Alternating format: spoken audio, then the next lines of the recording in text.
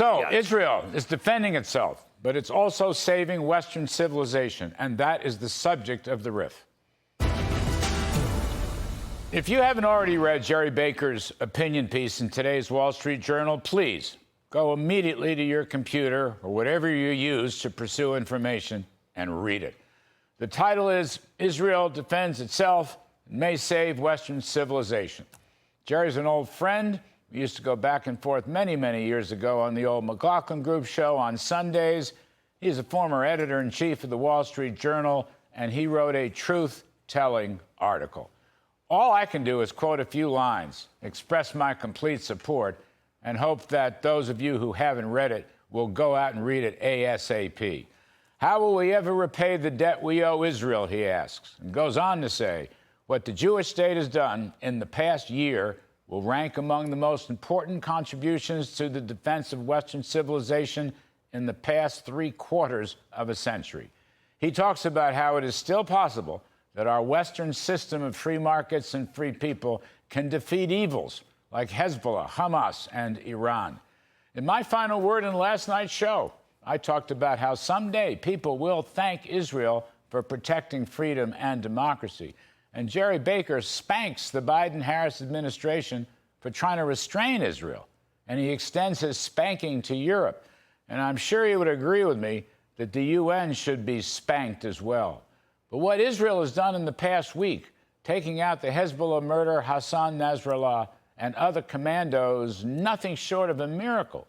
But if it's a miracle, it's a counter-terrorist technological miracle. They took out a Hamas commander in the middle of Tehran. They've taken out countless Hamas killers in Gaza. Really, it's what Israel has done in the past year following the barbaric murder of 1,200 men, women, children, elderly, peacefully gathered people from Israel, from Arab-Israeli states, and people from dozens of other countries peacefully attending a music festival murdered by Hamas terrorist thugs. But Israel has snapped back from that and has taken the fight to their enemies, who happen to be our enemies, even if the current administration does not always realize that. Speaking for myself, Israel has managed to overcome the appeasement, so-called de-escalation policies of the current administration that is constantly preaching ceasefire to Israel, when in fact Hamas and Hezbollah have never agreed to a real ceasefire, much less one that returns hostages alive. It is as though Mr. Biden has a one-sided ceasefire definition.